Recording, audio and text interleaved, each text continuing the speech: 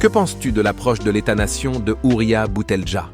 Non, je comprends tout à fait ce qu'Houriya défend, c'est-à-dire que contre des formes supranationales qui se disent donc plus ouvertes, plus inclusives, et qui sont en fait des institutions totalement oppressives comme l'Union européenne. Donc, qui construisent une Europe qui n'est pas vraiment l'Europe des peuples, si je puis dire. C'est pas une Europe des personnes d'en bas, c'est une Europe d'en haut, qui ne tient pas compte, qui au contraire s'exerce pour opprimer au nom justement de cette suprématie des peuples dans chaque État. Hein, vous devez maintenant accepter les normes européennes au nom de grandes valeurs encore plus importantes que les valeurs nationales. Et pendant ce temps-là, évidemment, les sentiments des personnes qui habitent là, les dits sentiments dits nationaux ou sont complètement brimés. Donc, je comprends tout à fait l'argument d'Houriya et je suis tout à fait d'accord avec elle. Mais à partir de là, la question pour moi aussi se pose de quelles sont les formes d'organisation que nous voudrions. Est-ce que nous voudrions la perpétuation d'États-nations? Il y a des tas de personnes dans le monde pour qui l'État-nation, ça n'a aucun sens. Ça n'a pas de sens. Je veux dire, ça n'a pas. C'est vrai qu'en France, évidemment, l'État-nation est très fort, il est très ancien, il est très vieux.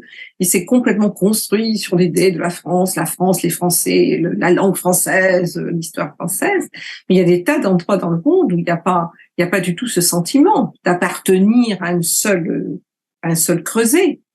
Donc il faut tenir compte de ça. Je veux dire, je pense que c'est il y a plusieurs niveaux. Par exemple, il y a un niveau, on pourrait dire géopolitique, où j'appartiens quand même à cet État et je ne veux pas qu'il soit soumis à des diktats géopolitiques supranationaux.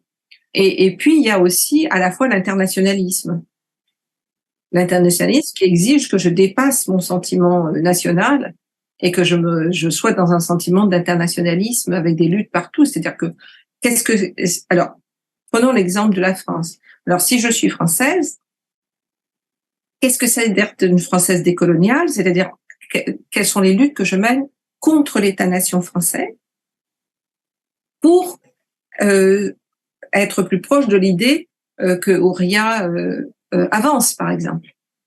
Qu'est-ce que je dois attaquer dans l'État français actuellement, qui justement va à l'encontre de l'idée qu'Houriya développe dans le Paris du Nou, dans Bof et Barbare.